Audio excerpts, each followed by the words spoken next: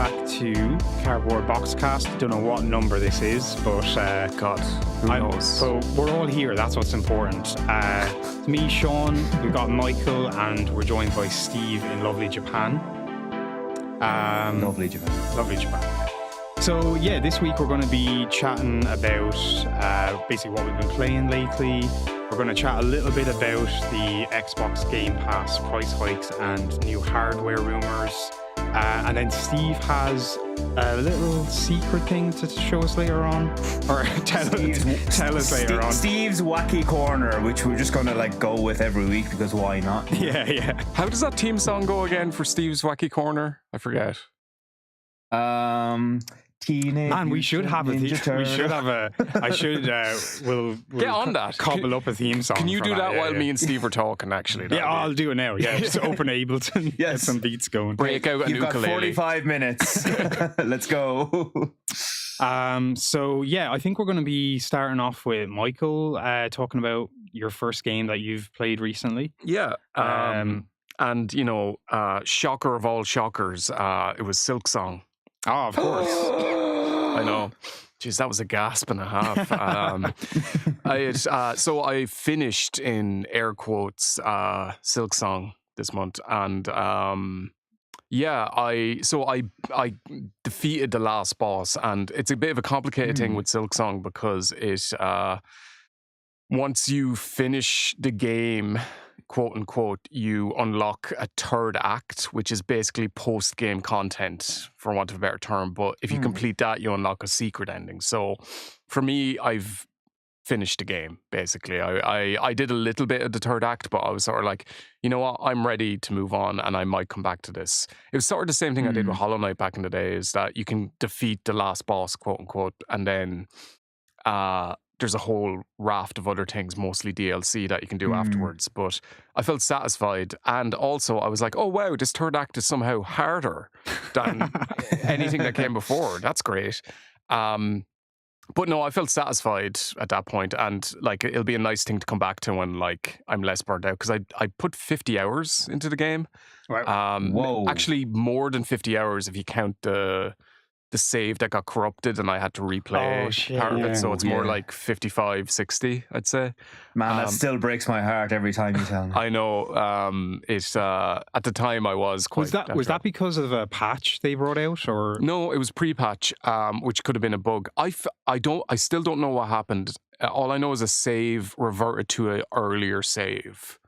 Right, okay. I feel like it was a PlayStation Cloud save snag for some reason, but it could easily been just a bug with the game. I haven't seen anyone else, I looked it up at the time and I haven't seen anyone else come across it. But closing thoughts on Silksong are much the same. I think it's amazing, obviously. I think what they did in terms of going away from some of the Hollow Knight mechanics and vibe was really brave and really works.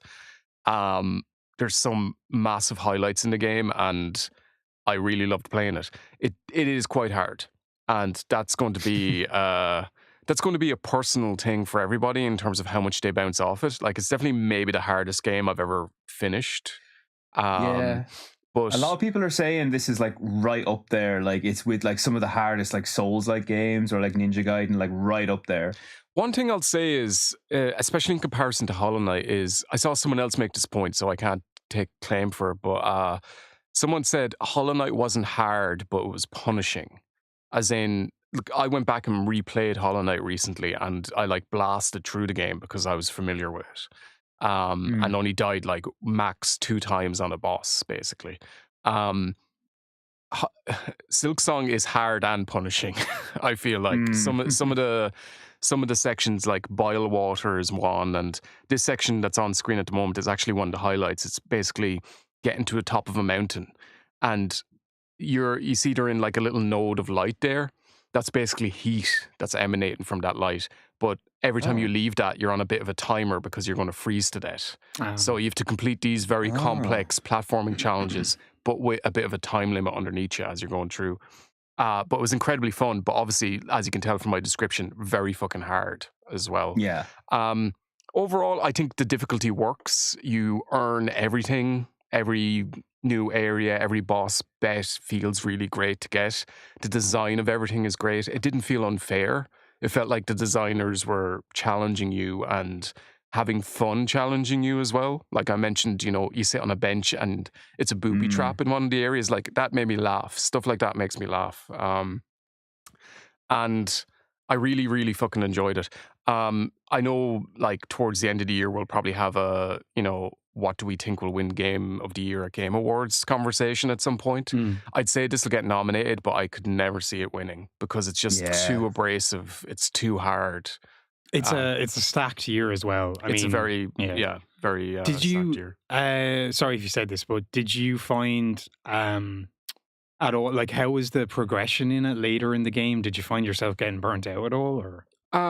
No, actually, I'd say the most difficult part is the middle, which tends to happen a lot with these sort of games. I think it happens a fair bit with like the Souls-like games as well. Maybe the start of them is sometimes harder. I feel like the start of Bloodborne is the hardest.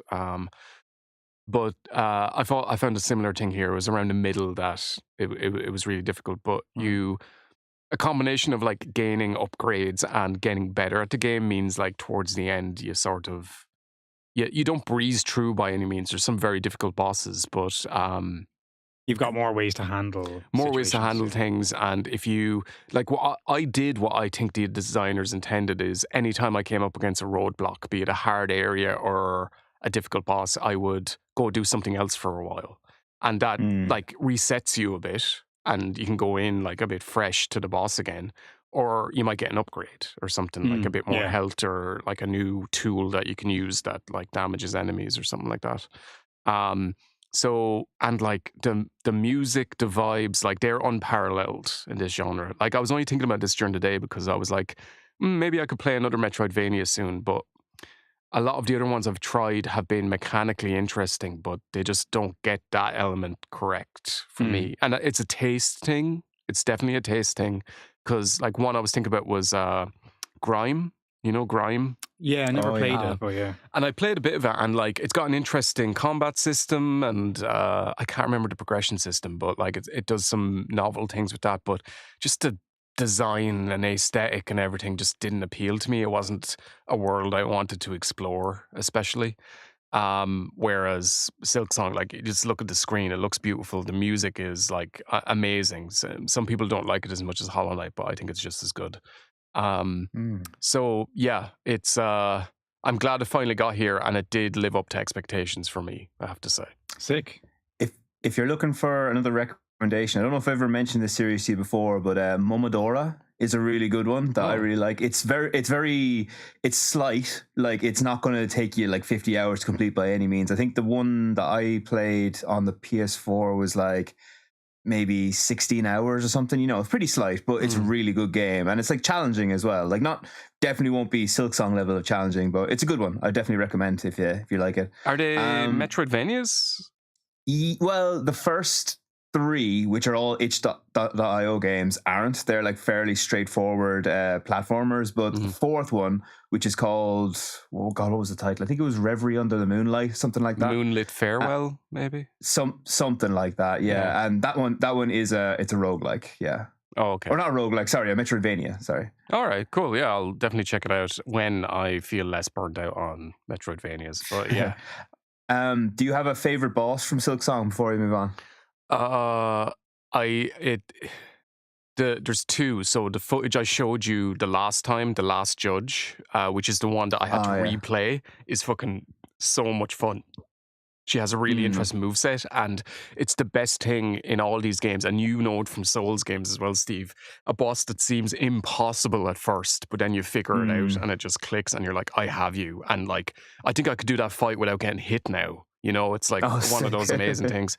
And there's a really well-designed one later. I can't remember the boss's name, but they're basically 2 automatons that are... Is it the Clockwork Dancers? Yes, that's it. I've heard about them, so I'm not surprised. I was waiting to see if that was what you were going to say. And they have a very interesting mechanic. They're surprisingly not one of the hardest bosses in the game, but the mechanic is the second you get into it, you instantly get what they're doing. And you're like, oh, this is interesting. and then they ramp up the challenge in interesting ways. Basically, the thing with them is they move on clockwork, and it's actually timed with the music, and you can tell what direction both of them are going in. And at first, you're like, "Well, this is easy. I know where they're going to be," but then they switch it up in interesting ways as the fight progresses. Cool. And yeah, the my favorite area is probably the one that's on screen, Mount Fay. It's really tough, but just a great sort of small challenge within the game. I'd say that would be Sean's favorite as well. Yeah, I'd say so. He loves mountains. Big mountain head over here. Mountain philiac. So I'm going to throw to Steve for his first game. Okay, so this is not exactly retro, but it's a bit of an older one. I played God of War, the 2018 version, or as it's colloquially known, it's definitely not retro. As colloquially known, Dad of Boy, which is a much better title, I think. Boy. Yeah. Have you guys played this, the original one? No. Yes. Or the? Yeah, no, I haven't. Yes and no. Okay. Yeah, so this game is I kind of expected to go into this and not like it, but and initially I definitely didn't. Like, it starts off very slow, and it feels like immediately like a letdown when you start it up, because if you've played the previous God of War games, they all start in the most bombastic ways imaginable. Like, I still think the original God of War has one of the best openings I've ever seen in my life, where you're literally like in the middle of fighting a Hydra at sea. Amazing, absolutely incredible opening. And in this one, you know, it's very, very subdued. It's like the first thing you're doing is chopping down a tree. Then you get in a boat. Then you row your boat very slowly down a stream. Then you put your and it's all just really, really like downplayed. But I do think that is in service of the story, which eventually does work out, and it does become worth it. Like, I love the story by the end of the game. I thought it was really, really well done.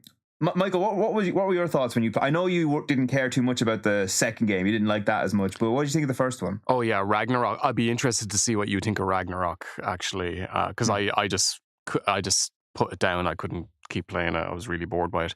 Really? I think God of War, I was really impressed about how they rebooted it. And it's so different in a lot of ways from in the way it plays, and the general vibe and the focus on story especially is so different than the earlier games, where you could like pretty much ignore the story if you wanted. But it's such a central part of this one, and I really enjoyed it. There were some like little nitpicks, as in I just wanted it to end by the end. It feels a little long. I actually liked the intro, funnily enough, because I feel like that's a very deliberate choice to start off in a low-key way, especially with the expectations coming in from the other games. And like nice you choice said, of words there. It does ramp up as the game goes on. Like, you get those big God of War moments eventually. But I liked it overall, like especially when it opens up and you get the boat and stuff like that. Like mini open world stuff, I really dig. Yeah, and actually a mini open world is a good way to put it. Like, it isn't actually open world per se. It's it just has lots and lots of nooks and crannies to explore. It'd be kind of, I know I make this comparison for a lot of games. It's a lot like a Dark Souls kind of world, where like there's so much to explore, but it's all down paths as opposed to a wide open sprawling area. I thought the voice acting was amazing. Yeah, I think I think your man absolutely deserved to like win that award, like the one where he had the 10,000 minute speech, or however long he was Judge, speaking. Yeah, the really awkward speech. Yeah. But it was really, and actually your man Atreus also really knocked us out of the park as well. Like, he's a really good character in that he's realistic but not too annoying, and that's a very hard line for kid actors to actually walk, because there's a few times where he's acting kind of annoying, but he's supposed to be annoying at those times. Like, you're supposed to think like, oh, you're being a right little dick now, like, just shut the fuck up. But so often, like most of the time, he's kind of you know, he's afraid of Kratos for a lot of the early game, and you know, he shows him lots of respect, calls him sir, and he's really, really obedient, and it's really nice and satisfying when he starts breaking out from that a little bit. I love their relationship in the game. It's something that I felt was going to be a little bit contrived when I first saw trailers, but It's not really. It absolutely earns the the right to make this game entirely about their relationship. Like it's complex and nuanced, which I really really liked. Yeah. No. If you told me on paper about this, I'd be like, that doesn't sound fun. But actually, they nailed the landing. I think there's there is an argument to be made. Like if someone said to me, "Is like, oh, I don't like this. I prefer the original trilogy." I'd get that. I'd 100%. If someone just said like because the original trilogy, I know there's technically 4, but we don't talk about Ascension. That one was a bit meh. But those games, they were so heavily focused on gameplay, and it gets right in there. You jump right in. You're just killing dudes like straight away. It's very much focused on that. It's not really focused on story. And this is just going in a different direction while still kind of holding hands with its previous iteration, which is quite nice, I think. In a lovely sort of way. Yeah, and just one thing to flag, that moment where you take the boat back and you pick up the Blades of Chaos is unbelievable. That's the highlight of the entire game. Like when you see that, like I think everybody who comes away from it always like quotes that moment as just being the most incredible moment. It's just gives you chills, like and there's a few bits in that, but that is like that, and there's a bit where you're kind of going into this kind of dream state and you leave Atreus behind with your axe. Do you remember that bit? No. You kind of go through a little portal and you leave your axe with Atreus saying, "I'll be back in a moment." But when you come back, it turns out time acted differently and you left him alone for like hours, apparently. Do you remember this bit? Yeah. People who've played the game will know the bit that I'm talking about. I love that bit of the game. I thought that was like a real rock the boat kind of moment. It really changed the entire dynamic a lot. So yeah, I'm looking forward to Ragnarok because interestingly, most of the people I know who like the first game dislike the second one, and vice versa is also true. It's really hard. Most people don't like both of them. So yeah, I'll be interested to see how it is. In fairness, I didn't finish it, so maybe if I'd stuck with it, there's something. But like, I'm not going to tell you the reasons I didn't like it. Maybe I'll get into it if you ever play it. But like, it's weirdly made me look less favorably on God of War 2018, which is a shame. But we'll see what you think when that comes around. I mean, the main complaint I've heard from most people is just that it's too long, which... Yeah, well, I'd put that at the first game as well, and I didn't finish it, obviously, but like I could see the mountain raising in front of me, and I was like, not a literal mountain, Sean, don't get too excited, but That's all right. I was just going to say, I don't have any input on the God of War stuff, although... Have you never played the originals, no? I played a little bit of the first one. I remember I had like the HD collection on PS3 or something, and I played a little bit of the first one, but not too much. No, it was towards like the end of the PS3's life cycle when I got it, I think. But there is like I think a lot of calling though for a reboot of, or not a reboot, like but a remaster, I guess, of the original trilogy, to bring it out to modern audiences, which would be cool. And also, I was just having a look here about Sony Santa Monica, and it's rumored their next game could be a Jak and Daxter reboot. That's based off some tweets that are like very vague, I think. Fair. So if they did, that'd be amazing. I'd be so surprised. I don't know what they'd do with that genre. They have said their next game's not a new IP. So that's it could the be only thing. Yeah, it could be another God of War, I guess. But yeah. Oh, I have this horrible, horrible feeling they're going to do Jak and Daxter, but in the style of like God of War 2018, where it's like Daxter boy, like, hey guys, hey man. It sounds like Towley for some reason. I don't know why. At least a remaster of the first one would be sick, though. That was such a good I would game. like that because the version on PS5 is not amazing, to be honest. Oh, there is is it a... No, it's just like a port. Like okay. It's not updated in any way as far as I know, but like it doesn't have any quality of life features, which would be nice. Yeah. You have to almost put in a cheat code to invert the camera controls. That's one thing I remember. But yeah, that's my take on God of War. I have to say, in particular, the combat gets really good as it goes along. Like, it really feels better and better the longer into you play. By the end of the game, it feels amazing. Starts off a bit just fine, but gets really good at the end. Sick. So yeah, I guess I'll throw it back to Michael because he's got another game he wants to talk about. Yeah. So the second game I'm talking about is Sword of the Sea, which was made by I think Giant Squid, I think is the name of the studio. Shit, I didn't realize this was out already. It came out day one on PS Plus or whatever you fucking call the PlayStation version, and it was fine. So it's a very short game. I think 3 hours, and I finished it. And there's loads of like little collectibles and stuff you can get if you want to go back.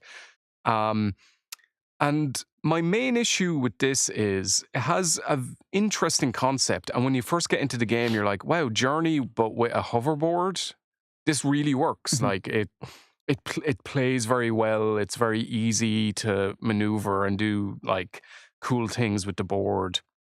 And it looks beautiful. But the main complaints I have is it doesn't know what sort of game it wants to be at times. It seems more meditative, like Journey at certain points where you're just being like enveloped in the atmosphere and the visuals and the music. The music is beautiful throughout the game, I have to say.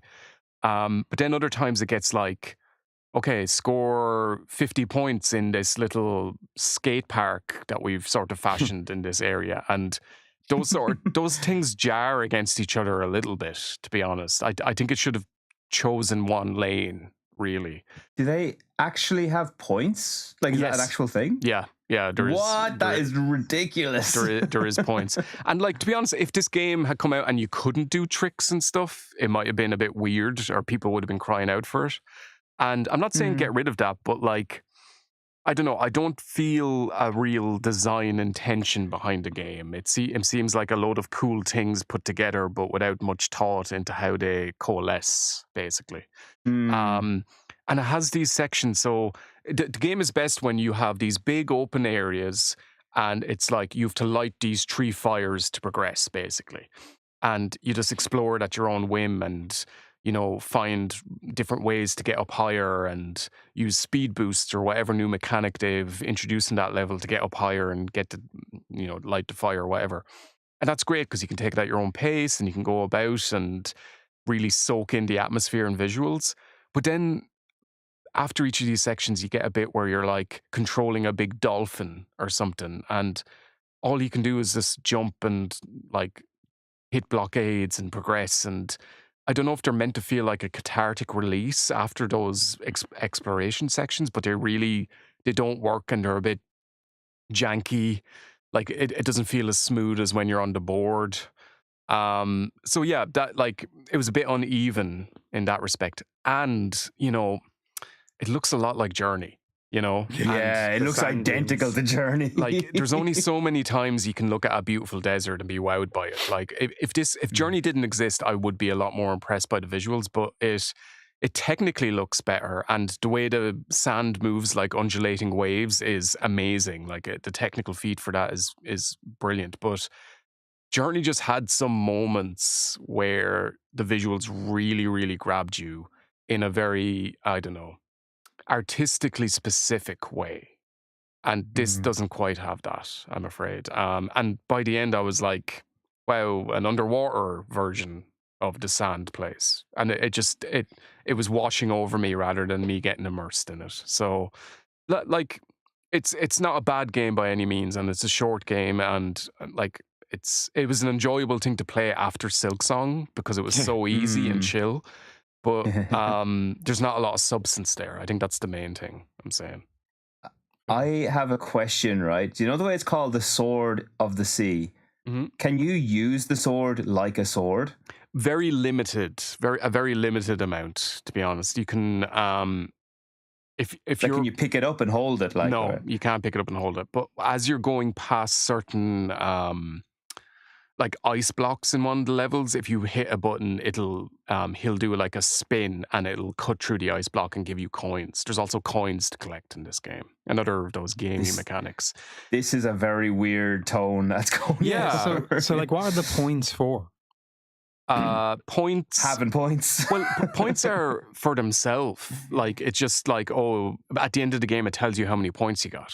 So you can go through and just rack up points if you want. But So they're like collectible almost. not really. Like I think it's just like a high score thing. But also okay, there's yeah. certain sections of the game where it asks you to score a certain amount of points in 30 seconds or something like that, and you get more coins, and coins can unlock more tricks and stuff like that. So Right. very weird progression. Like if it had gone more in that direction, and like Steve was saying, if you could attack at any point and they introduced enemies, that would be cool. It would be a mechanically interesting game. It wouldn't have the meditative thing, but this game doesn't. It has a foot in both camps and wow, committing really. It makes me think a little bit of, have you heard of Skate Story?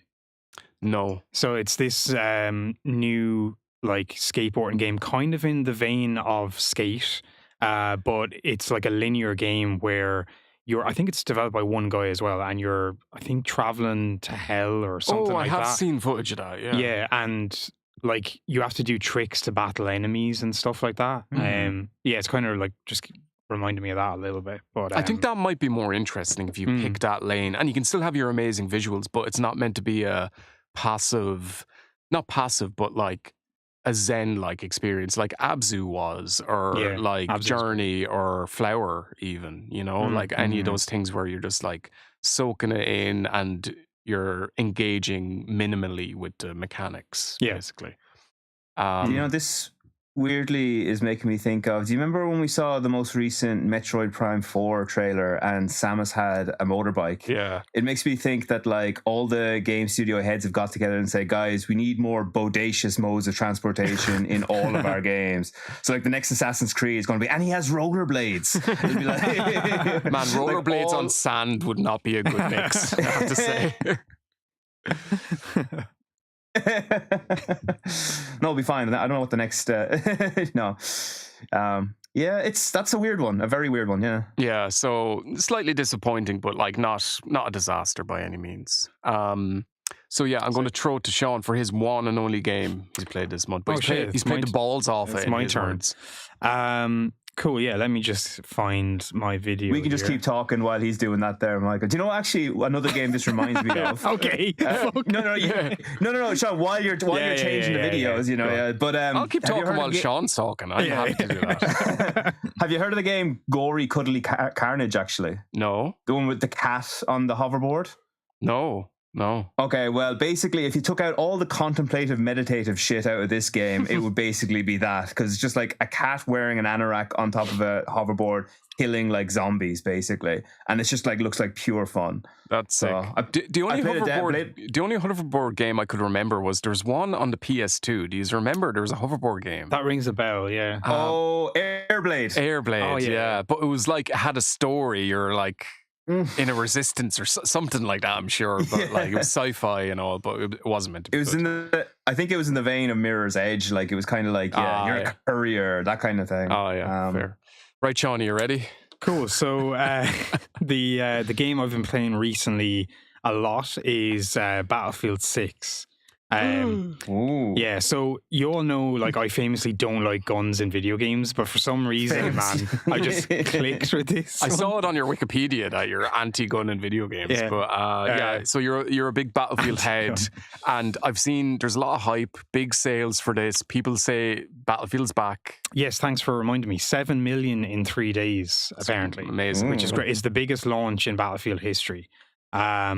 So, and I think that has a lot to do with, well, yeah, one, Battlefield is back. Two, COD is kind of like in the dumps a little bit at the moment. A lot of people, even like hardcore dedicated COD players, are like, there's a lot of backlash against it for the monetization, the skins, just not having that gritty feel that like the Modern Warfare games had and stuff.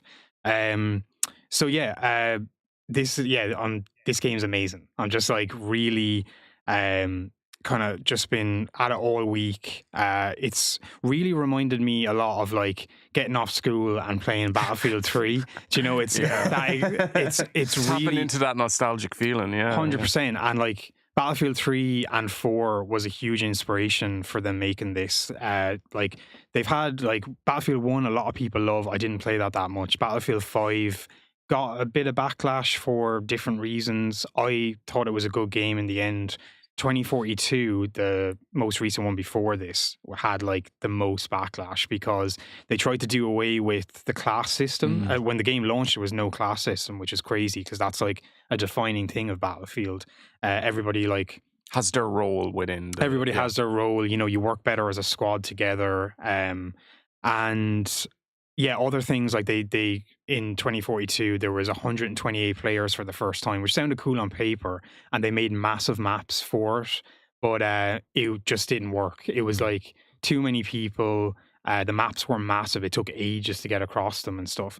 So they took a lot of lessons from that. I think I talked a bit about this when the beta was going on as well, and the fact that EA like really pulled out all the stops to make sure this was a hit. They so DICE are like the original developers of Battlefield, but they also brought in Criterion, who have worked on a few games.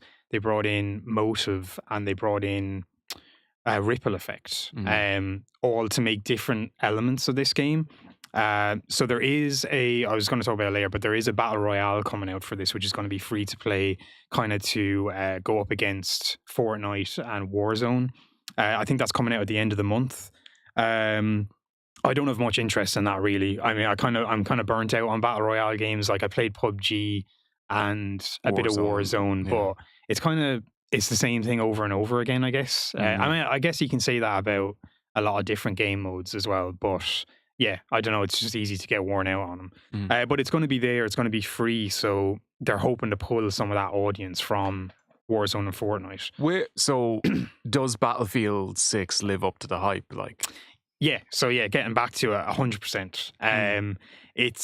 There's a lot of love and attention gone into the game to basically answer all the calls that Battlefield players have been asking for a long time. The grittiness is there. It's grounded. I'll get onto the story in a bit because that's I have some things to say on that. But just for the multiplayer, it really feels like it's as far as like how put together it is as well. It's definitely one of the best launches, I'd say, for a Battlefield game. Like even 3 and 4, like they were great games by the end, but they launched like really buggy messes. Yeah. This one, like because they did so much testing with Battlefield Labs and the beta, they really ironed out as much of those like bugs and glitches as they could. Now, if they're still, it's not 100% perfect. Nothing ever will be. There's a little things here and there that they need to improve on. But one thing the developers have like really been listening and like getting on feedback as quick as possible. Like one thing they did the other day, just a few days ago, for some reason if anybody who doesn't know Battlefield games, in like the traditional conquest mode where you go around and capture points, like objectives on the map, each team has a set of tickets, and they reduce as the game goes on depending on how many capture points your team has. And your team will lose a ticket for every time somebody dies. But they'll like, I don't know how it works. Like they kind of reduce faster. Like there's bleed in the tickets if you hold more objectives and stuff. But anyway, they said that they noticed that games were hitting the time limit rather than like a team losing tickets. Yeah. So they decided to reduce the number of tickets so that the games would end more traditionally rather than all the time's up kind of thing. And there was huge backlash for that because nobody asked for that. They were like, no, give us more tickets. Like, make the games longer. Do you know, like... Yeah, that's an interesting point because, like, they want someone to win, in quotes, but at the same time, it's a great match when, like, both teams are in it and you're just fighting towards the end. Yeah, 100%. It's a shit thing when, like, say your team has... I don't know, 150. Like, so yeah, the tickets started out at 1,000, right? So say your team has 150 tickets left or something. You're like, oh no, we can do this. We can claw it back, do you know? And then it's like, oh, time's up. That's like, for fuck's sake. So, so I think it was like within 48 hours anyway of them doing that huge backlash online and all that, they changed it back and they said like, yeah, we heard your feedback. We're reverting it back. No problem. There's a few other issues, like progression in the game was really slow, like to level up through the career and level up your weapons and stuff. So they heard that and they came in and they doubled the amount of time for like weapon XP and stuff like that. And yeah, they're making a lot of other changes. Like there's there's the portal mode as well, which was introduced at 2042, and it's basically kind of like a map editor where like anybody can make their own game, their own server with their own like what you call it, like Objectives. their own rules and stuff, Oh, rule yeah. set and stuff like that. But a lot of people were just creating XP farm servers where you just go in, and in some of them in 2042 I saw that you didn't even have to do anything because people were scripting it so that your player would load in and then like automatically get teleported around the map to capture objectives. And so you could just leave the game idle and walk off, and you'd like get a load of XP. Did you ever know? partake in that, Sean? Never. No, I would never do. I would never stoop that low. Your morals are too high. But it's like just play the game. Yeah, you know? fair. So yeah, but they've seen things like that crop up in the portal on this one as well, and so they're kind of like clamping down on that stuff. Yeah, so there's little things here and there, like stuff like movement and weapon kind of inaccuracies and stuff that they're working on. But that's the same with like all games. They'll kind of like iterate on that and patch it, with time. But all those things aside, it just works out of the box. Like it's really good. Is destruction good? Destruction is like the best it's ever been. Yeah, I mean, you can take down whole buildings. Like, yeah, because this is another thing. Like 2042 famously like didn't have a lot of destruction, and people were like, "What the hell? That's a core staple of Battlefield." So they like ratcheted it up to 11 in this. It's brilliant. The class system is back, and they did a thing where, and this was in the beta as well, and I think I might have talked about it a bit, where there's so. Traditionally in Battlefield, different classes could use different weapons, like specific weapons rather. So if you were a recon or a sniper, you could only use sniper rifles. Assault could only use assault rifles. Engineer was like, it's kind of changed around a bit. Sometimes it was like they can only use light machine guns. Sometimes it was SMGs or whatever. But anyway, in this one, this started with 2042, I think, where any class could use any weapon. But that kind of took away a bit of class identity then. So like if you see somebody shooting at you, like say in the traditional Battlefield, if you saw a sniper shooting at you, you're like, okay, I know he's a recon or a sniper, so I'll know what like gadgets he has and stuff, and I'll know how to counter him properly.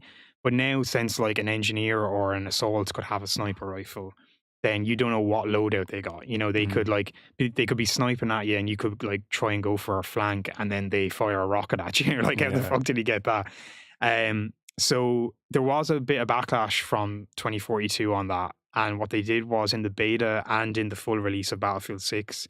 They brought out open weapons and closed weapons playlists. So the closed weapons was the more traditional. Open weapons, you could use whatever you wanted.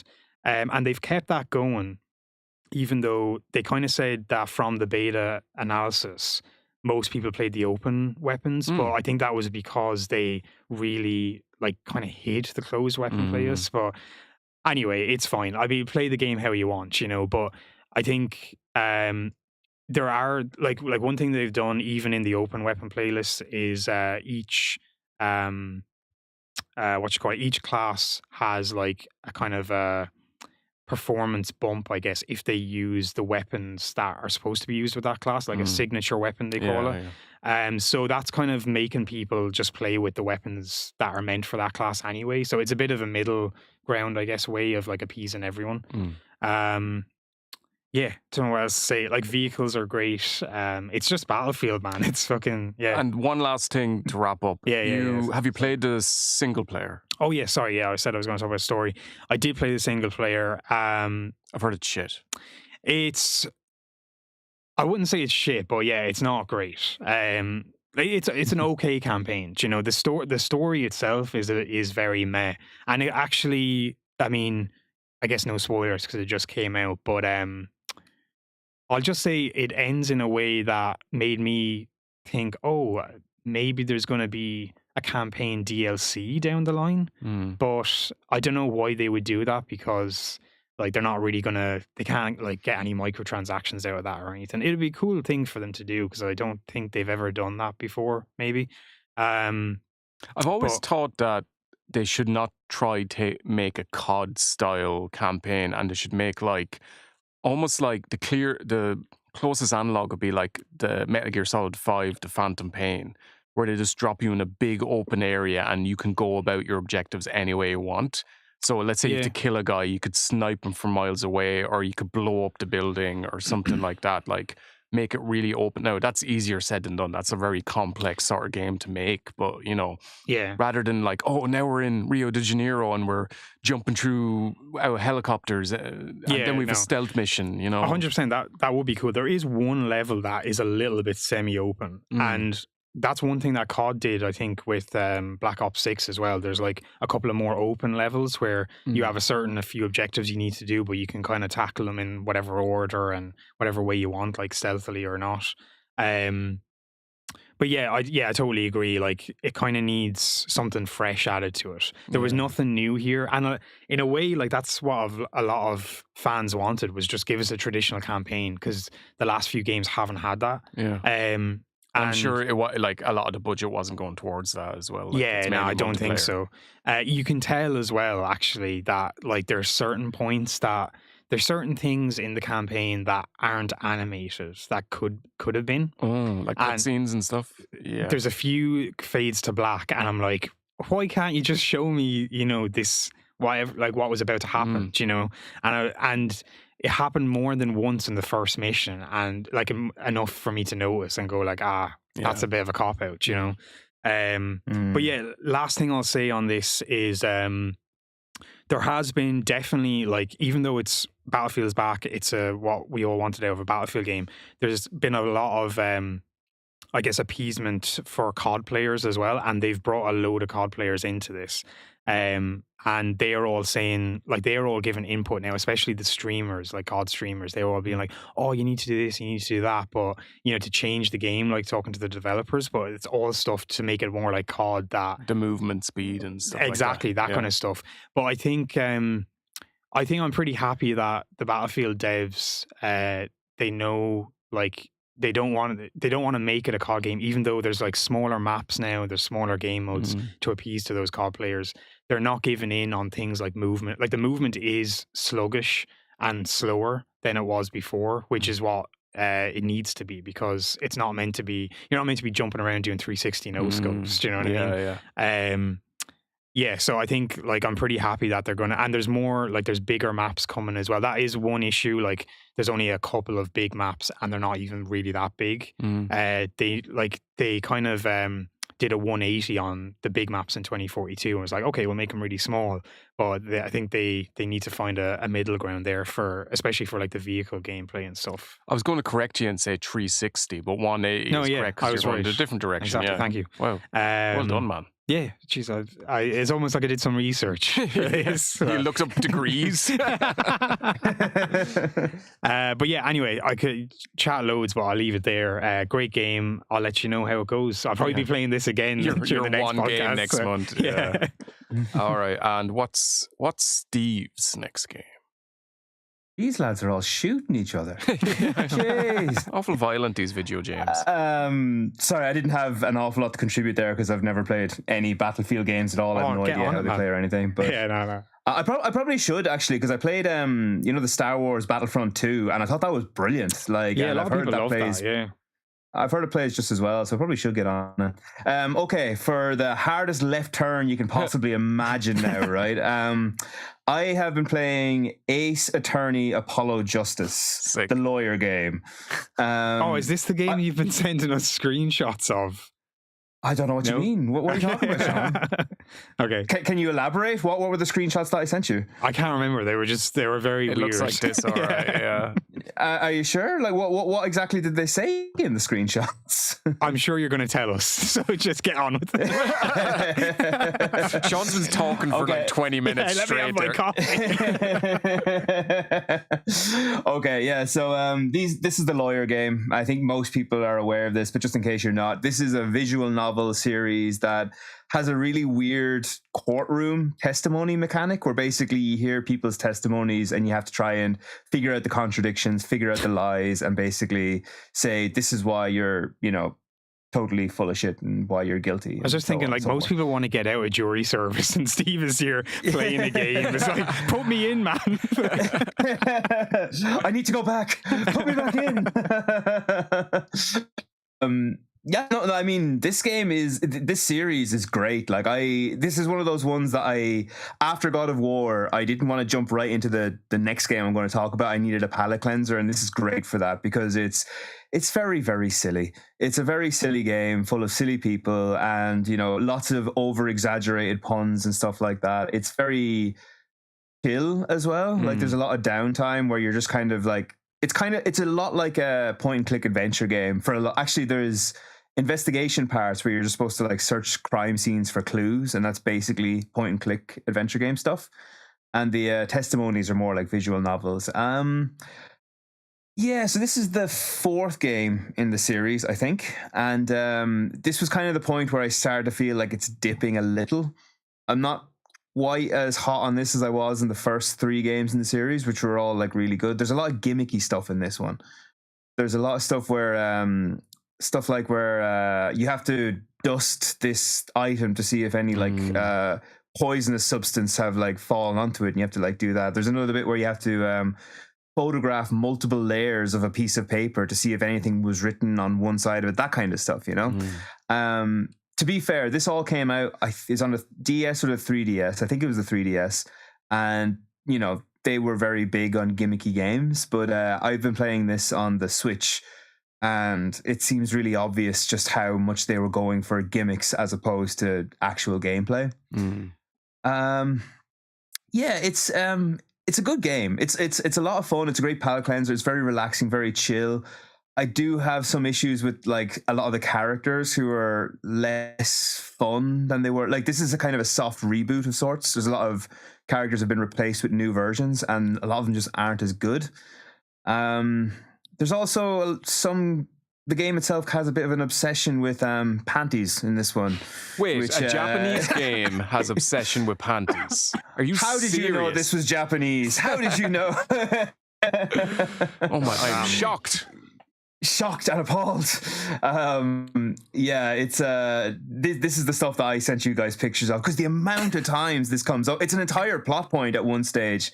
There's one case in particular where basically you're trying to solve a murder, but there's kind of like a side case, like a side quest, side case kind of thing, where like your little sidekick says like, oh yeah, and somebody stole my panties that night from hanging on the window, and you're like, what? So you have to like figure that out as part of the case, and like it keeps being brought up.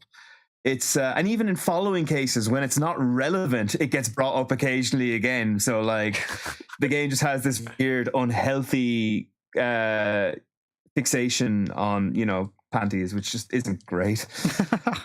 I don't know what to say to that, really. Like it's not fair play.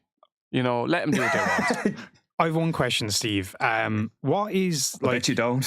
What is the gameplay? Because all I'm seeing is like, it looks like cutscenes, basically. Well, it's a visual novel, so you know. Yeah, so it's basically broken into 2 parts, right? So you'll have the crime scene investigation, and that's basically you have to find clues, and like, so for example, you'll see like a scratch mark on a wall. You examine that and say, "What's this? Who could have left this? Who could have left this mark?" And that scratch will kind of go into your inventory, as if to say like, okay, this is a piece of evidence that we can use later. So you're basically collecting evidence for the trial. And then the trial part, basically, you'll have somebody on the stand giving a testimony, and you just need to find contradictions in that. So like they'll say something like, and I left the room and I didn't like leave a single mark while I was there. And you'll be like, wait a minute, there was a scratch mark on that kind of thing. Yeah, you know? I'm seeing now is like you're examining the evidence and stuff. That's cool. Yeah. One problem I have with this game, and to be fair, this is every game in the series, and they have not managed to fix it yet. Really, really annoying point in this series is oftentimes I will know what the solution of like the thing is. Yeah. Like I'll be like, okay, it's very obvious. I need to point out the fact there was like a camera in this room or something like that. And I don't know how to get the game to acknowledge the fact that I know that answer. Like, it's really obvious you have to say, but there was a camera in the room, but you won't have a camera in your evidence. Like, so you're like, what do I have to show them for him to say there's a camera in, you know, that kind of thing. It's there's a bit of a disconnect between your character and you, so that is really frustrating. And I think in every single game of these that I've played so far, I've had to look up a guide to say, okay, how do I get him to say the thing I want him to say? And I don't feel bad about that really, because like I figured it out. I just need to get the game to like catch up with me a little bit. Basically what I'm saying is I'm smarter than the game in every way. I guess it's a fundamental problem with these sorts of games. And like, I guess L.A. Noire had an element of this as well. It's sort of like, I need to go through the steps that the game has laid out, even though I know where this is eventually going to go. And it's sort of like, it's almost an impossible one to fix in a way, because if they make it too obvious, then people who haven't figured it out will just click the button and be like, oh yeah, it was this. So yeah, it's a tricky one, but I can understand that being frustrating. Yeah, I will say this game has like improved in some ways in the previous ones, in that like if you fuck up in the courtroom, basically you just go back to like the previous scene, which before like you had to go all the way to the back at the start of the trial, which was really frustrating. Yeah. But yeah, it is frustrating because there's a couple of times where like I want to point something out and I'm so far ahead of where the characters are. They're like, oh, that's a good point, but like we're not trying to prove that yet. You know, it's like what? So yeah, it's a weird disconnect. A lot of fun though. It's one of those really nice distraction games, although a bit long. It took me about 15 hours to beat, which is way longer than you would expect in a game like this. Yeah. Do you ever analyze semen samples? I hear in the upcoming remake that you will be able to do that. That's our age rating gone now, man. We never. Okay, I don't really have much more to say about that. So pass it over to Michael, who'll give us his last game. Yeah, so my last game is the 20th anniversary edition of Beyond Good and Evil, which is a game I never played. I think I watched you play it back in the day a little bit, Steve. I think I watched you play it when on the PS2 version, but I really like this as a whole. Yeah, like there are individual. But as a game. As a game, not as a hole in the ground, but like holistically, I really liked it. There are individual elements that really bring it down. I'd say the main two that would bring it, I'll get onto the good points in a sec, but the main two that would bring it down are you can tell that they either ran out of time or budget to expand on certain things. And the other one being that the main bulk of the game are essentially dungeons with puzzles and stealth sections, which are fine. They're never amazing, really. And it's sort of dispiriting when you figure out that that's the main part of the game and not what's on the screen at the moment, which is one of the better parts of the game, which is going around in your little hoverboard thing and either fighting enemies or exploring or doing races or chasing someone. Those parts of the game are sick. So the main, the premise is you're on this planet and there's an invading alien force, but there's also this, police state that hangs over everything. And the world itself is really well designed. It's got these animal people hybrid things. It's really colorful, great music, and the remaster is tastefully done. It just updates from what I can tell, it just updates the graphics and makes them a little shinier in parts, but doesn't completely change everything. And sort of the main thrust when you first get into the game is you're going around, you have your boat, I should say, you get to explore this world, and you have what's sort of a side hustle, but also an important part of the game is this photography element where you have to take photographs of every creature in the game. And sometimes they're hidden in specific areas that you have to travel to, or sometimes it's an enemy that you're facing. So it could be a boss or something that you have to take a photograph before you defeat him. And I love this element. It was really fun. There's a collectathon part of my brain that loves this. I love a platformer that has an open world. So it's not really a platformer, but Jak and Daxter style, a small open world where you can go around, explore, finding hidden animals, etc. And that part of the game is great. I would have loved to expand it even more, really, where you know, each area had its own like little butterfly that you had to, you know, navigate and find, or there was more animals where only under certain conditions you could find them. Like weirdly, the game has a day-night cycle, but that never sort of factors into whether you'll see an animal or not, as far as I could Mm. tell anyway. And like that would have been an interesting element to bring to it. Unfortunately, that's only part of the game. I'd say less than half is doing those things, and most of it is going through dungeons, engaging in combat or stealth or puzzle solving. And like none of them are terrible, but they're just not as interesting, really. They're all just like functional. Was that your impression of the game, Steve, when you played it? Yeah, it's a weird, like, you've summed it up pretty well in that, like, it's got some amazing parts to it, but it doesn't necessarily all coalesce perfectly.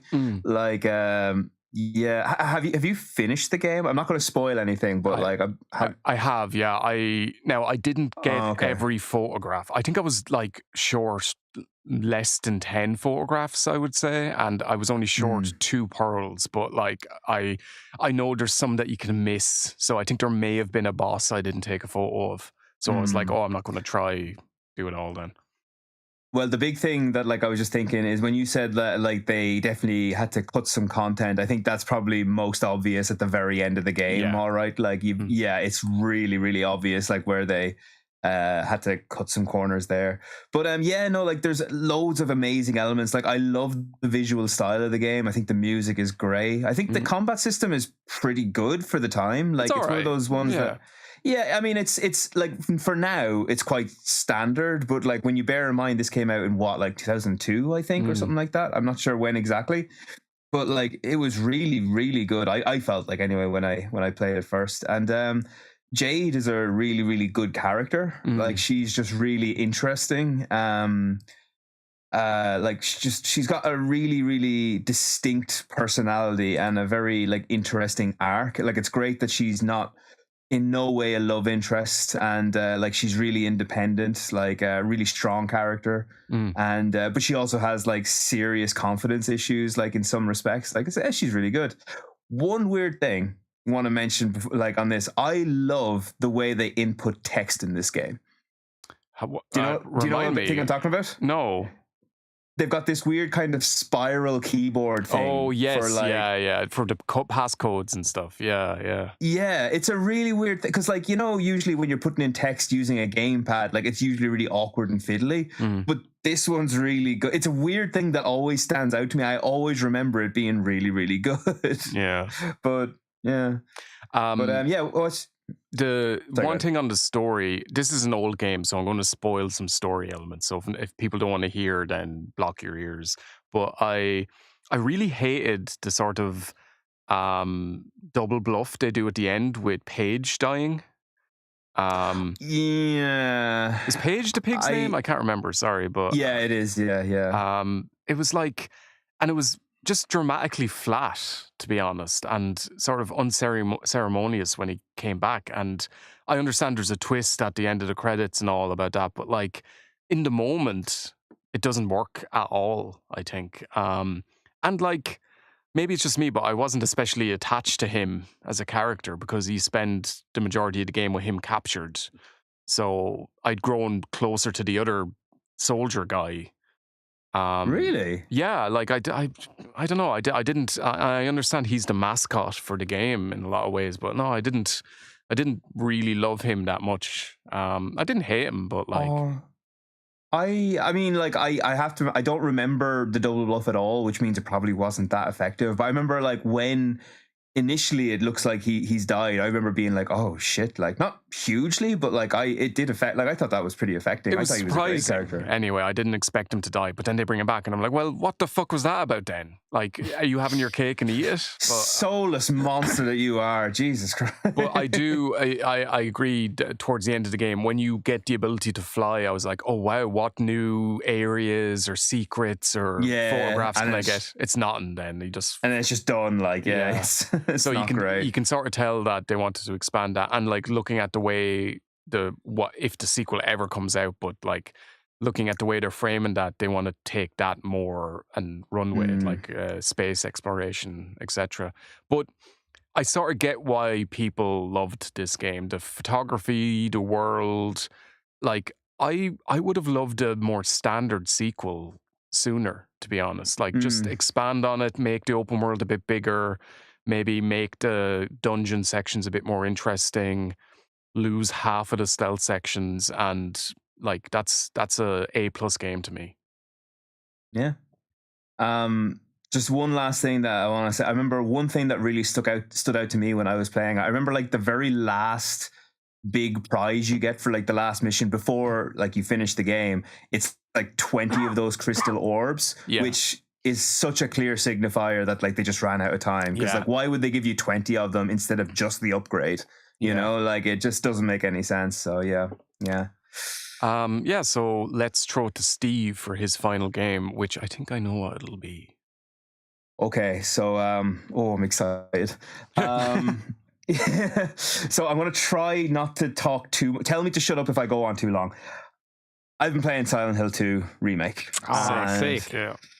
Oh my god, I felt so good booting this up. It was such a nice feeling getting back into Silent Hill. Okay, just to give you the opening thoughts of this, basically, right? I think a really, really good job has been made of this remake. I think they've done things really well. Personally, I don't think it tops the original, and I did want to be open to that idea. I didn't want to be like a purist. It's like, oh, it'll never be better than the original. Some things it does do better. I think the voice acting almost universally is much better than the original. But there's just things in it that not necessarily bad, but I just prefer in the original game. So one thing, oh god, where I don't even know where to start. I love this game so much.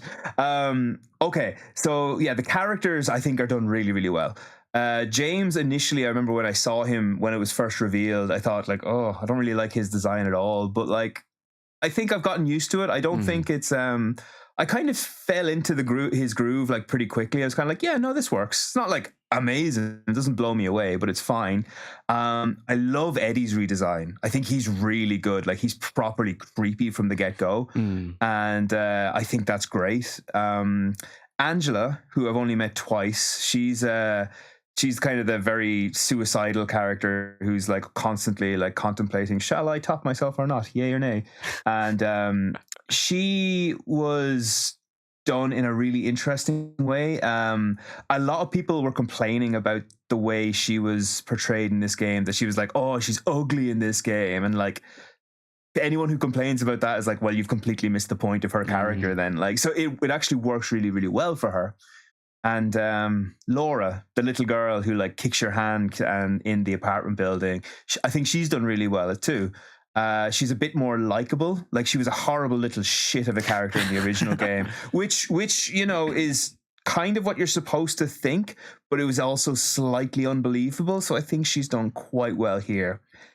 The only character that I don't really like is Maria, and it's not a huge thing. Maria is like the girl who's like following you around for most of the time, who looks exactly like your wife, and basically, bear with me on this, right? So the whole point of Maria as a character in the game is she's supposed to be kind of like tempting James, like in like, you know, just look after me, take care of me, like move on, forget your. There's a lot of depth to this. This is a very, very broad overview of her character, but she's kind of be there to kind of entice him to just like, you know, settle with her, I'm the person you want to be with, and you know, you should stop thinking of your wife. In the original game that worked, but it was always a little bit off. Like Maria was a fun character, but she always just felt a little strange to be around, and it was just that je ne sais quoi that is just really hard to put your finger on. She was just really like a nice character, but just seemed like she was kind of dreamily talking about something not connected to the original conversation. In this game, she's a bit more likable, she's a bit more realistic and a bit more human, and I'm not really into that. Like, I get what they're trying to do. They're trying to make her seem like a really enticing person, and they succeed. but I think they do too good a job of it. They make her like too comforting a presence, which she shouldn't be. So there has to be like an uncanny aspect to her in a way. Yeah. The worst part of this is the one of the few things that I really didn't like, is there's a bit where when you first meet her, and in the original game, like there's an amazing like musical sting where it's a really haunting kind of like, oh my God, like slightly comforting, but also haunting. Like, who is this person? She's not my wife, but she looks so much like her. What's going on? It's almost beat for beat the exact same in the remake, except for there's a sax solo going on underneath it. And I really, really didn't like that. Wow. Yeah, and they do that a lot. They do it like they've done it 2 or 3 times now, where they're kind of like, oh, it's kind of a will they, won't they kind of situations. Like, lads, that's not really what this game is. So, yeah. Overall, though, like the game is great. I heard a lot of people complain that it was a bit too padded. I'm only about halfway through the game at this point, but I think that the length seems just right. I feel like it's been expanded upon to an appropriate degree that I really like. So I'm really happy with that. Here's a question for you. Do you think this can stand on its own, not to top the other one, but works as its own thing enough? Sort of like the way the RE4 and the RE4 remake are just different enough that you can enjoy them as separate things. I am too invested in this series to answer that question in an unbiased way. Need some detachment. Yeah, fair. Like my honest opinion of this is that like this is a really, really good game that if you just want a horror game, fine, jump into this. But this isn't the definitive way to play it. Like, it's a fantastic way for someone like me to revisit it. Like, I think it's great for that. But if you want to play this game for the first time, play the original, because it's just done a little bit better, in my personal opinion. There's a couple of things that I have to mention that did piss me off. Like, I'll talk about its good points in a little bit, but I'm just going to get the bad stuff out of the way first. They've got one thing that's good, is they've got a dedicated heal button, which is good. But the problem with this is basically in the original game, there was no way to tell if you were low on health. Like, it wasn't really that big an issue because enemies were a lot more scarce, and you could usually tell just by how much you've been hit. Okay, like, how bad am I? And like, you'd be checking your menu a lot. You can see in your menu what your health status is like. In this game, they kind of get around that by putting this really ugly like effect over the screen, like a big red square going over that gets bigger and bigger the more health you've lost. I really didn't like that. Thought it looked really ugly. So I disabled that first, but that turned out to be a big mistake because I kept dying again and again because I kind of thought like, I know this game really well, shouldn't be a big problem for me to get through this, but the combat is way, way more involved in this one, which is another thing that isn't necessarily to my liking. Like, it's like, from a gameplay perspective, the combat's good, the combat's fun, it's engaging, but and this is going to sound like I'm a little bit up my own arse here, but the thing is, one thing I really liked about the original game, it wasn't that hard. Like, Silent Hill 2 wasn't that hard a game, and I very rarely died in it. But you see, that's a good thing, because if you die in a horror game and you have to redo an area, all the tension's gone. Yeah. So like, I got in this one area in the opening when I turned off the screen effect. I died about 4 times. I had to redo this area like 4 times, and I was just like rushing through. Okay, yep, guy, kill him, bang. Okay, creepy noise, grand, fine. Okay, it was just So that was just kind of annoying. One last little complaint that I have to. This is purely a me thing, I think. So they've changed the controls slightly. The heal button is mapped to triangle, and that's annoying for me because triangle was the map button in the original game. So I accidentally healed myself a lot in this game. And at the start, that was a problem because there wasn't that many healing items, but I've gotten used to it now, so it's a bit more on top of things now. I have quite a few, so that's not so bad. Okay, they're my main issues. Other than that, I think the game is great. It's really creepy, really getting under my skin. They make some really nice changes, like they switch up locations and like when things happen every now and then, but the main story beats are the same. this is a very, very slight spoiler, like kind of. So if you don't want to ruin the remake for yourself, then you can switch off for the next 20 seconds or so.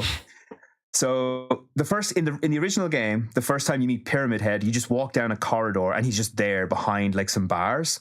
And I was really terrified they were going to try and like change that, but they don't. It's the exact same. You just see him behind these bars staring at you, and it's still just as effective now as it was back then.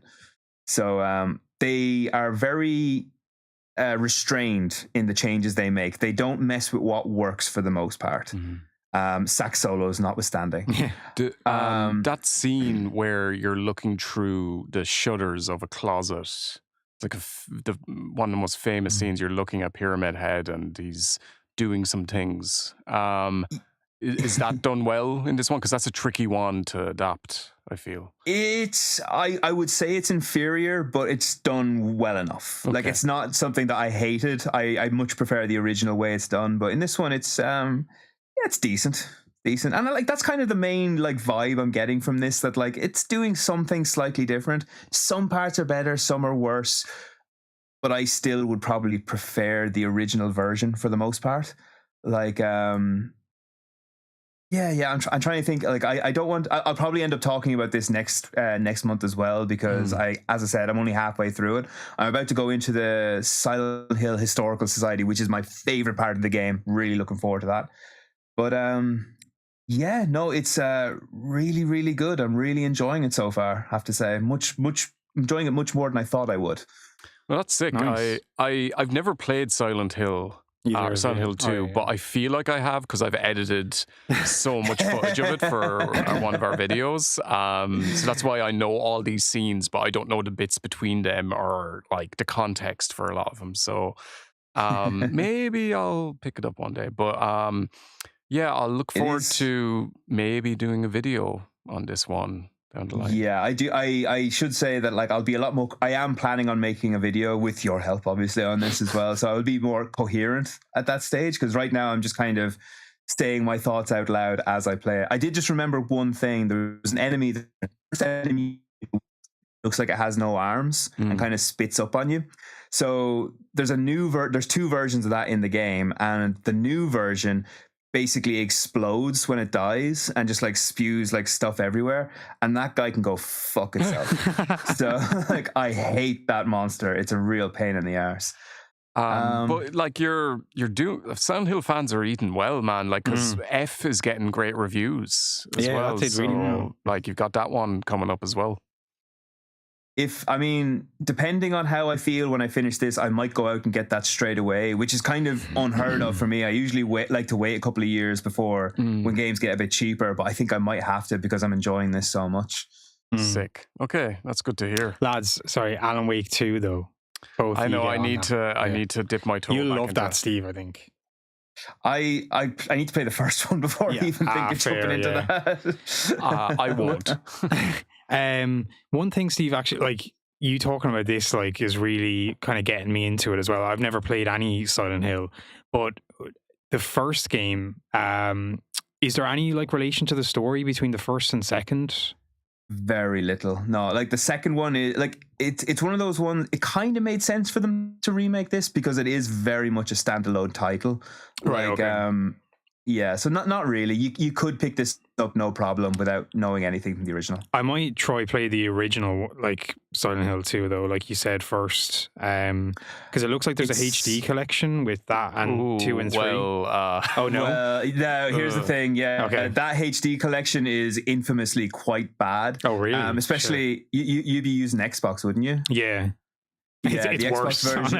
The Xbox version is the worst one. Like the PS3 version, it's horrendous. It was all horrendously bad. The PS3 one was patched, not completely. It wasn't like, it didn't fix all the issues. But I remember, now, to be fair, I played the PS3 one and I thought it was fine.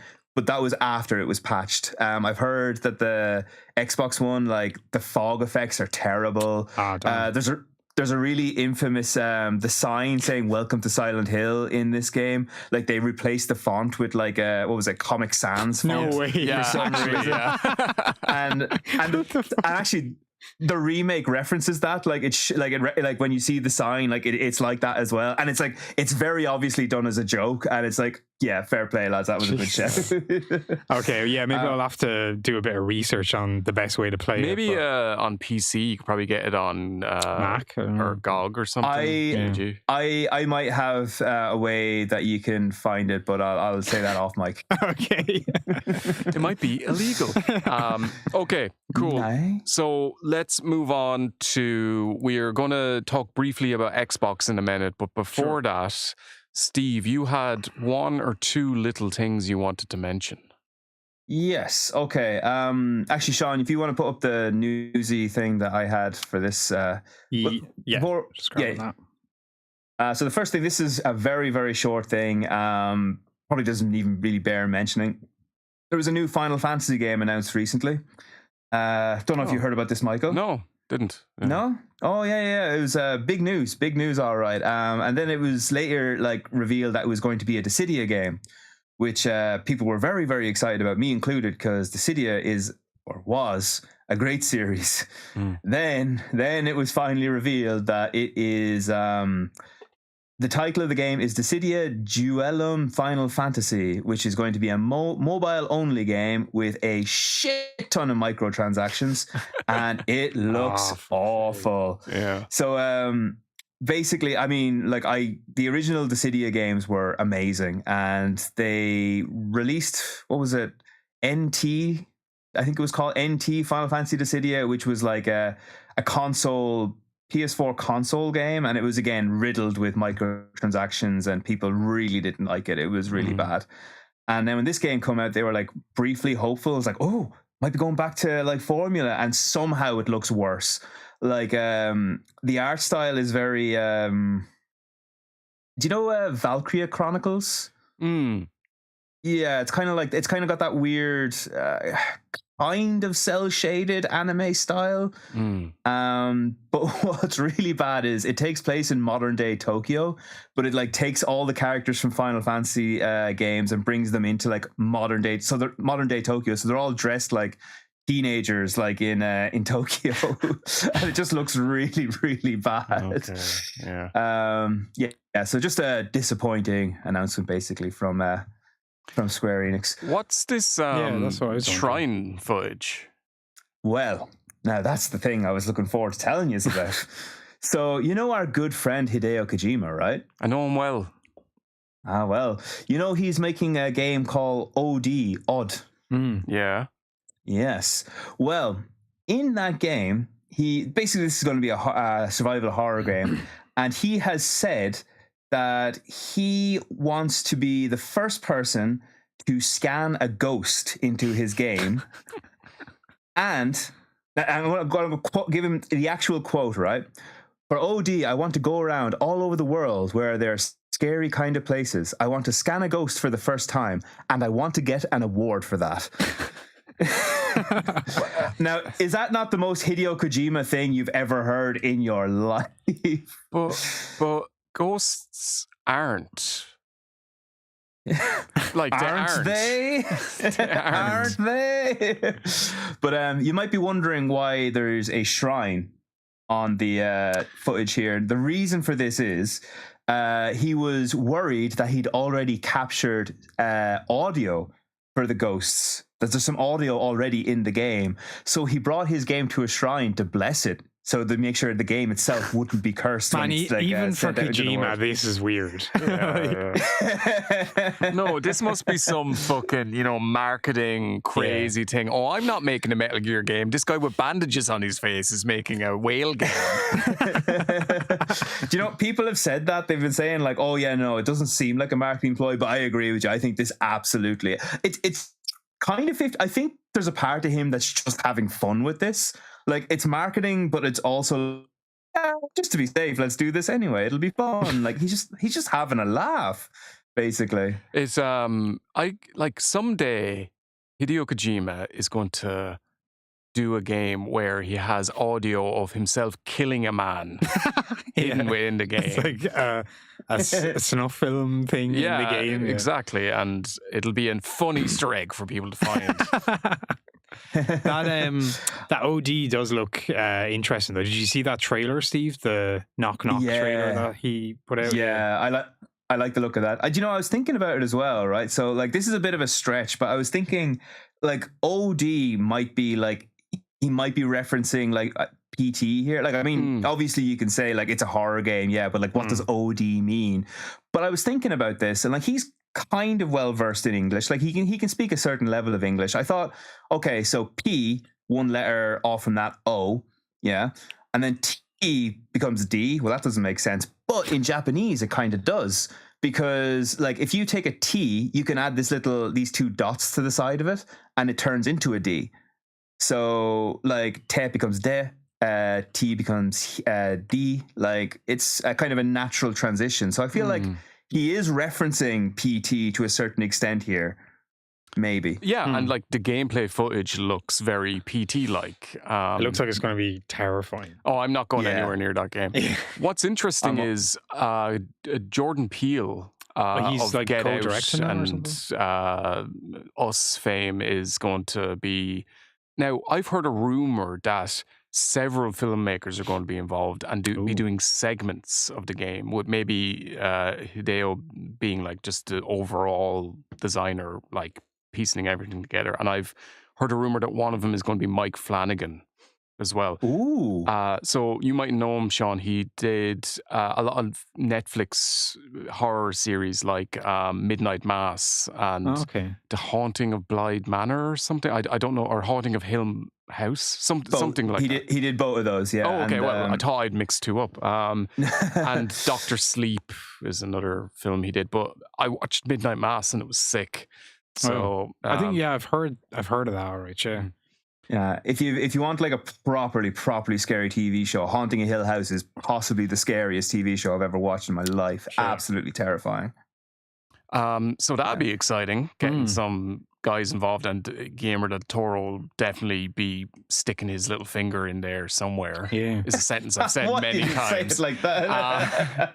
He'd be getting right in there. I'm really interested to see what the game like is going to be technology wise as well, because originally this was meant to be being developed with Stadia, and he was going to like use their cloud tech to make like something crazy that you couldn't run on a console. And then the idea was ghosts. Yeah. And then the idea, when Stadia died or whatever, he was going to do the same thing but with Xbox. But I feel like, I don't know, I imagine whatever the cloud aspirations were, it's probably been scaled back. Yeah, it does seem like, unless he can, for some reason, use the infrastructure on the Xbox to do that as well. Yeah, but, I don't know. Yeah, exciting stuff, whatever happens. Can I just say that there is a serious thunderstorm just started outside, and it's freaking me out a little bit now. Because we mentioned his name. Speaking of Xbox, so Sean, there's been some rumblings. Hullabaloo. Yeah, not too much to say on this, but I'll just quickly mention, yeah, I mean, it's been kind of a tough time for Xbox recently, and they just seem to be like shooting themselves in the foot constantly.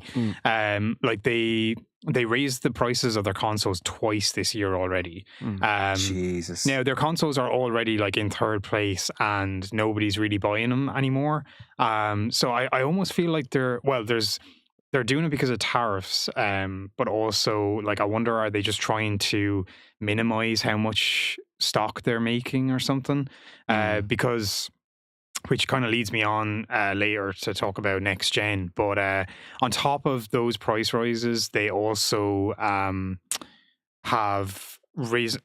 They've kind of they've changed basically Game Pass into like different tiers now. They've raised the prices. And they raised the prices of Game Pass Ultimate. So they threw like a few extra things into Ultimate to make it worth it, like quote unquote. But like they put in EA Play was already there, so you could like get like play games that are on EA Play for free, or included in the subscription. And they've thrown in Ubisoft Classics, but it's all like all games from like PS3, Xbox 360 era, which everybody's played pretty much. 500 Assassin's Creeds, yeah. Yeah, so there's not really anything, and they threw in this Fortnite crew thing, whatever that is. But like, yeah, I don't know. It's Yeah, so anyway, the price has gone from, I think it was about, I'll say it in dollars, but I think it's like similar. Well, it's a bit cheaper in pounds, but it was $20. It's gone to 30. So it's a 50% increase on the Ultimate, which is crazy. Jesus. And like, even when it was 20, that's a lot to pay per month, you Yeah. know? But like, Yeah. like 20, I think in pounds it was 15, 14. What was it in euros and yen and rubles? Yeah, so I think now it's gone. It's push past it, man. Just ignore him. It's gone to about £23 or something like that now, I think. But yeah, so it's a lot, and like people who like one great thing about it was, you know, people might when it was like $10 or £10, and even kind of when it was 15, people might subscribe to it, and like what they want, what all these subscription services want is for you to subscribe to them and then forget about it. Mm-hmm. Do you know? And it's like, oh yeah, I've got Game Pass, but it's only taking a tiny bit out of my account each month. It's like, whatever. Oh and yeah, I'm that person. Just let it roll. Yeah, same here. You know, just let it roll on. But now, like $30 is a bit much for people, and like it's noticeable. Yeah. It's definitely noticeable, especially if you're not using the service that much. Like, it's great if you want to play day one releases and stuff like that. But there's also just so many games. Like, it's not like, well, it is kind of like Netflix, I guess, in a way. You can't watch everything. You don't have the time to watch everything. But games are even longer than a film or a TV show. You like the service, don't you? Like, you played a lot of games through it. Yeah, I have played a lot through it. And one thing it's great for is, like, trying out games that I probably wouldn't have played, you know. That's like, the beauty of it. Like, Sword of the Sea is not one I would have played otherwise. Yeah, there you go. Like, I remember that game Haunty that I loved. I never would have played that probably if it wasn't on Game Pass. And for the day one games, it is great. Like Keeper just came out, Double Fine's new game. That's straight into Game Pass. So I'm looking forward to trying that out.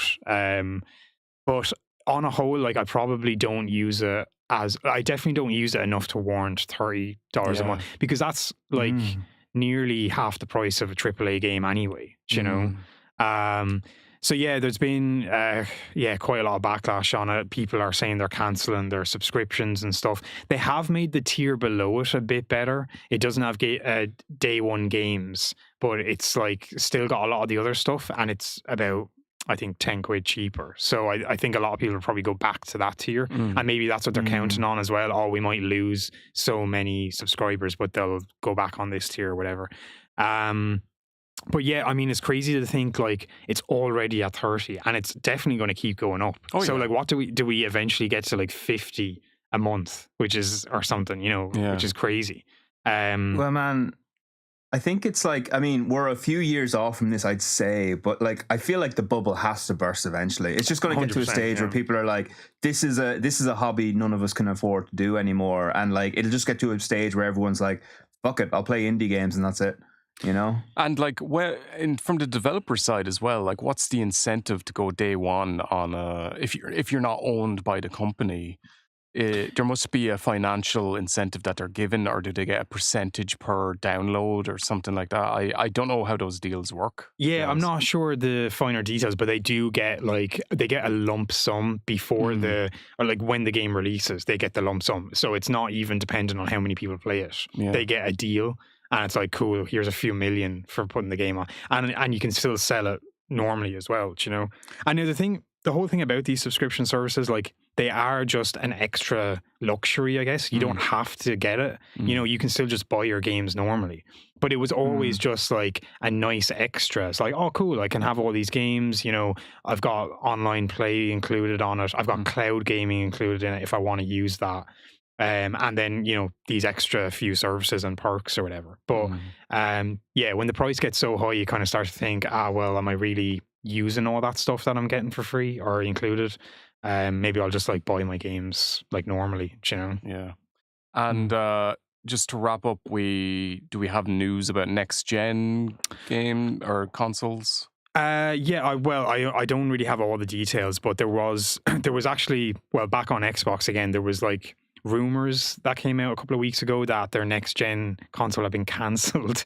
I wouldn't be shocked to hear that. Yeah, and like normally, one thing I know is over the last couple of weeks by Xbox is like normally they'll just like let these rumors go and like not say anything. But there was another rumor as well, besides the next gen being cancelled, that their consoles and games were being taken off store shelves and weren't going to have a retail presence anymore, because I think a couple of big US retailers had what's the word, made their gaming space smaller, and so they had like taken off some Xbox stuff. So anyway, they came out like within 24 hours of both of those rumors and addressed them and said, no, like next gen is still on, we're not leaving retail. Yeah, and then PlayStation, I think it was actually leaked as well, that their next gen console is 2027. And that's the same as Xbox. So it's right around the corner. We're going to have a new gen on us. Shit, that seems so soon, but maybe it's 7 years. And that's a normal life cycle. It feels, I think because this generation was so slow to get off the ground, and they're still releasing games for PS4 and the Xbox One, you know. It feels like it's probably going to be such an incremental increase in quality, well, in terms of like hardware and graphical quality, and like, you know, the PS5 fucking runs great. You know, there's minimal load times and games still look amazing. So it's going to be a big increase in price, though, I'd say. That's like what the hell did they put them at now? Like the PS5 had increases this year as well, I think. It did, yeah. I wonder, would it not be better off, like, I don't know the business side, but not off stalling it a bit and like getting more life out of PS5? I know there'll be a big crossover period between them, but you know, I think the problem is like, even though there's such a gap between Xbox and PlayStation, they still kind of need to come out at the same time to compete with each other, I guess. So like if one of them came out a year, I think actually that happened with the PS3 generation. 360 came out first by like 6 months, and it took the lead for that whole generation, basically. Yeah. It's I can't buy a new console. I have a fucking baby on the way. Is that announced? They don't play console games. You heard it here first. There'll be a PC gamer. Lads, I don't know if we're going to. Are we going to mention the Xbox handheld?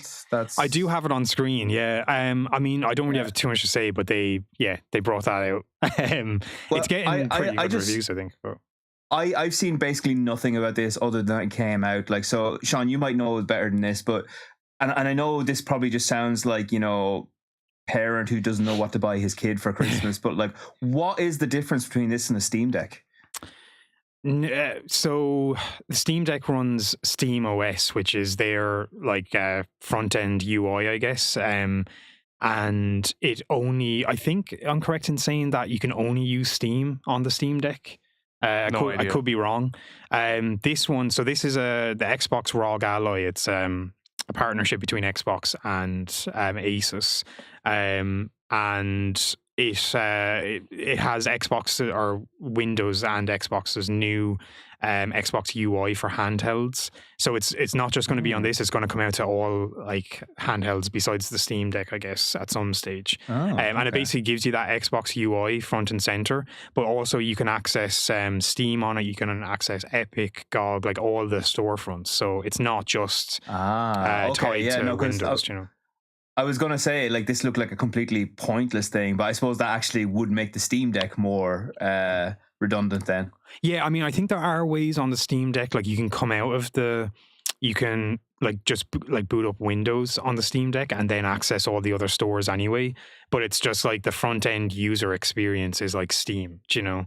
Now I will say the Steam Deck is way cheaper than this, and it's like the chip and stuff in it is a bit older now, but it can still run like most like new games that are coming out, probably just on low settings. It's so funny that most of the advertisement has it playing Silk Song, which I love, obviously, but isn't like the biggest showcase of a hardware's ability. Yeah, I think it was because this trailer came out before Silk Song released, and so there was all the hype building off the hype. Yeah, okay.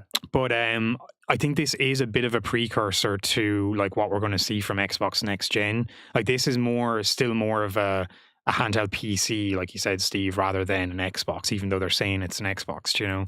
But I think next gen will have like more of these partner consoles. Like it's not going to be just made by Microsoft. They'll be made by other developers, but they'll have an Xbox UI, and quite possibly they will be able to access other storefronts. Like that's been the big rumor kind of going for the last while. So yeah, let's wait and see.